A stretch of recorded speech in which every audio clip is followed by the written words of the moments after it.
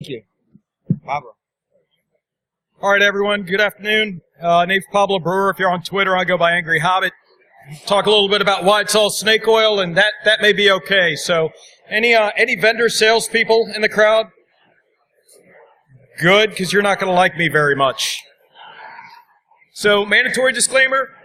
Views are my own. They don't represent the views of my employer. As a matter of fact, my employer doesn't even know I'm here. They'll get to find out when the YouTube video gets posted by Adrian. That'll be interesting. So why are we here? We're here because, frankly, most InfoSec professionals are not computer scientists. They just kind of fell into it, or they were enthusiasts. Some have some formal education, some not. But computer scientists get a lot of computational theory, and computational theory allows us to detect snake oils. So, let me know if you've ever been part or heard this discussion. Boss comes in, he says, breaches are just costing us too much, we can't afford it. So Slick Willie the contractor comes by and he says, hey, come buy our next-gen box full of zero-day detection, right? And we start to get a little bit hopeful, right? Really? You can detect O-days? Totally do it, boss. Totally detect O-days. Really? You're going to keep me safe? And then they launch into this spiel with a bunch of marketing speak, with a bunch of pew-pew technology that you don't understand and doesn't really explain what the product does. Regardless of that, we give them our money. And then a couple of months later, an APT comes along, and that's what our network looks like. So I went to a bunch of vendor websites in preparation for this talk, and I found all of this great language. Can somebody tell me what any of this crap means? Because none of it tells me what the product does or how the product works. So this good-looking guy right here is a guy named Alan Turing. Some of you may have seen a really bad movie with him recently. Alan Turing basically came up with the math that is the basis for all the computers that you run. All of them. And a Turing machine is just an abstract machine used in mathematics to prove fundamental limitations on mechanical computing. This is how I prove that your problem can or cannot be solved by a computer.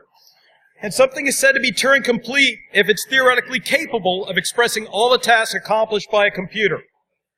So if you're a computer scientist, you get to spend a wonderful semester learning something called AUTOMATA. It is really painful math notation, but what it really is a field of discrete math that studies computers and the problems that can be solved by them, and more importantly, the problems that cannot be solved by them. Ever. So in very generic terms, AUTOMATA splits problems into three categories. They're either solvable, easy, intractable, meaning that they're hard and we have to make a lot of assumptions, or they're undecidable and therefore impossible. You will never, ever, ever be able to solve these problems with a computer. They're just not capable. So let's talk about an intractable problem. The first intractable problem that most computer scientists get is something called the traveling salesman problem. Fairly straightforward. Given a list of cities and distances, what is the shortest possible route that visits each city exactly once and then returns to the originating city? Seems fairly straightforward, but it turns out that for computers this is an intractable problem. And your running time is a factorial of the number of cities that you've got.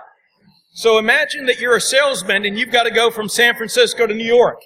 That is a ton of cities. The sun will burn out before the computer finds you the optimal solution.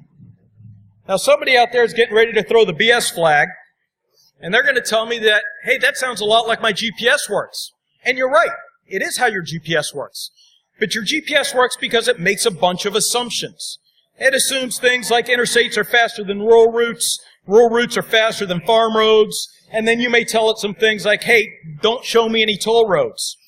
Sometimes these assumptions are good, and if the assumptions are good, you have a workable but non-optimal solution. What does non-optimal mean? Well, in the security world, non-optimal means you're going to have type 1 and type 2 errors. You're either going to have false positives, or worse yet, false negatives. So let's move on to an intractable problem. Let's talk about proofs by contradiction. So certain problems are mathematically provable to be undecidable and cannot be solved by computers. Again, ever. So, oftentimes vendor will come to us and they will make assumptions or make claims that they have solved difficult problems. Here's how you handle that. Let's assume that they have. Let's take them at their word. And imagine that we can take their solution that they're trying to sell you, and package it into a chip. If we can then use that chip to solve a provably undecidable problem, we've got a contradiction. And if I can't solve that undecidable problem, then they haven't solved the problem that they've suggested that they can solve. So there's the halting problem, fairly straightforward. Given an arbitrary machine M and language W. Oh, my picture's missing with a very confused baby. All right, let's try the English edition of the halting problem. Here's what it says, very simply.